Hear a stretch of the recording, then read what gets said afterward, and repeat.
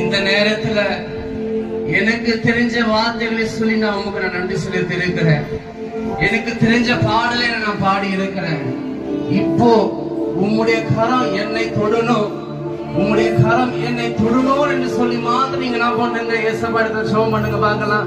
அப்பா, எப்படியாவது இன்னைக்கு இந்த நாளில, இந்த விபிஎஸ் கடைசி நாளில உம்முடைய கரம் என்னை தொடணும், உம்முடைய கரம் என்னை தொடணும். இந்த வார்த்தை மாத்திரம் திரும்ப திரும்ப சொல்லினே இருங்க பார்க்கலாம். ஹல்லேலூயா. நன்றி நன்றி.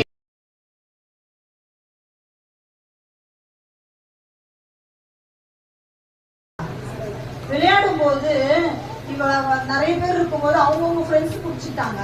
நீ வேணாம் வேணாம்னு தள்ளி விட்டுட்டே இருந்தாங்க. நான் கேம் விளையாடிட்டே இருக்கும்போது பார்த்துட்டே இருந்தேன் மோனிஷாவை.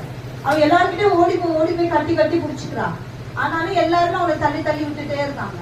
ஆனா யார் தள்ளி விட்டாலும் யார் கை பிடிச்சிட்டாங்க? யார் பிடிச்சிட்டாங்க அவ கைய? பத்தியா?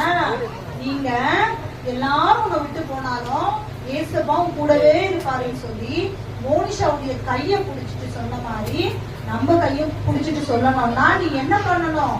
அவ உண்மையா கூப்பிட்டது போல நம்மளும் உண்மையா கூப்பிடணும். Very good. கிளாப் பண்ணலாமா? ஏசப்பா கிளாப் பண்ணலாமா?